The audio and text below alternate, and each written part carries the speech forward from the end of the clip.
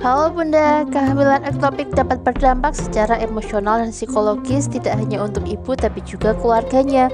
Oleh karena itu, Bunda perlu mengetahui bagaimana cara mendiagnosa, perawatan, dan juga pencegahan kehamilan ektopik.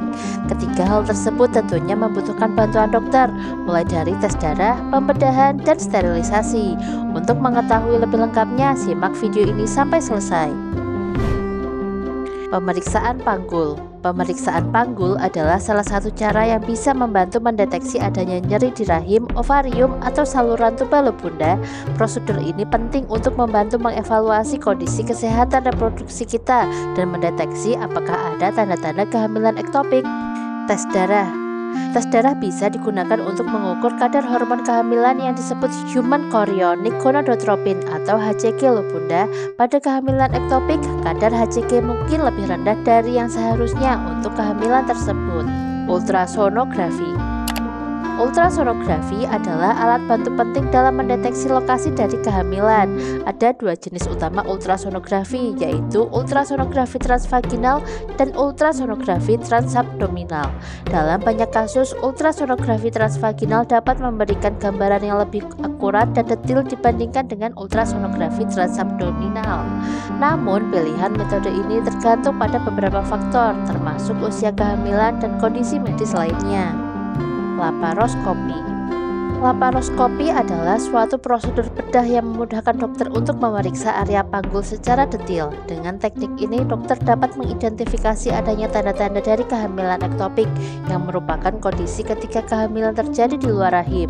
Ini adalah metode yang efektif dan minim invasif untuk mendeteksi kondisi ini sejak dini. Pengobatan. Pengobatan untuk kehamilan ektopik cukup beragam.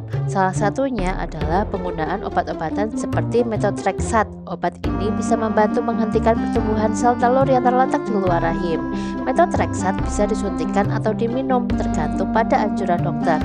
Metode pengobatan ini biasanya efektif untuk mengatasi kehamilan ektopik yang masih di tahap awal dan belum menyebabkan kerusakan atau pecah. Pembedahan. Dalam kondisi tertentu, pembedahan mungkin menjadi pilihan pengobatan untuk kehamilan ektopik. Misalnya, jika tuba falopi sudah pecah atau jika gejala yang ditimbulkan sangat parah.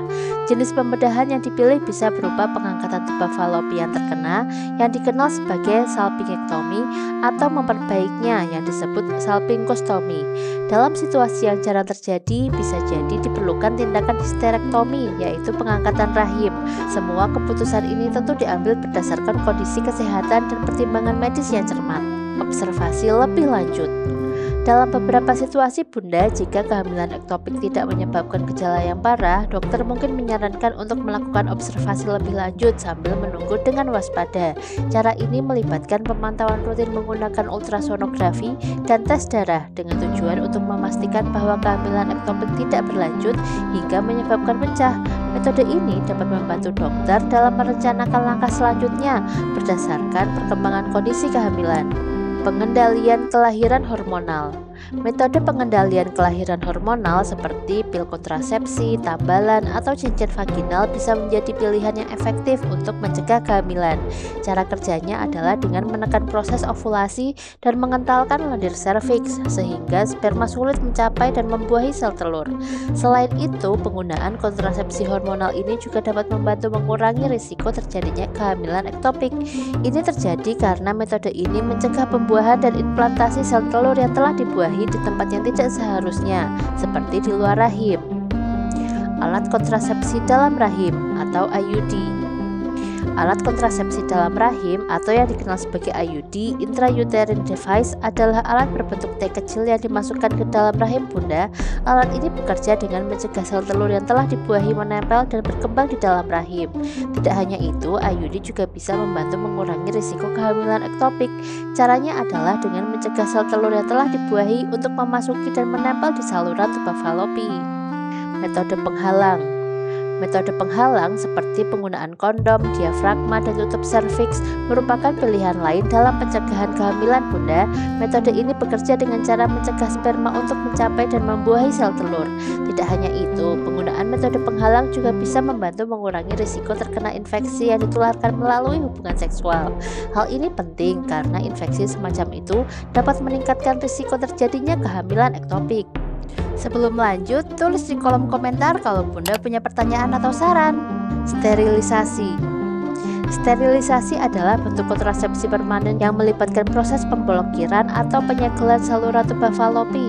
Tujuannya adalah untuk mencegah sel telur dan sperma bertemu sehingga mencegah terjadinya kehamilan. Ada beberapa metode sterilisasi, bisa melalui operasi atau prosedur bedah seperti sterilisasi histeroskopi atau Essure. Sterilisasi adalah metode yang sangat efektif dalam mencegah kehamilan, termasuk kehamilan ektopik. Namun perlu diingat bahwa proses ini permanen dan tidak dapat diubah kembali.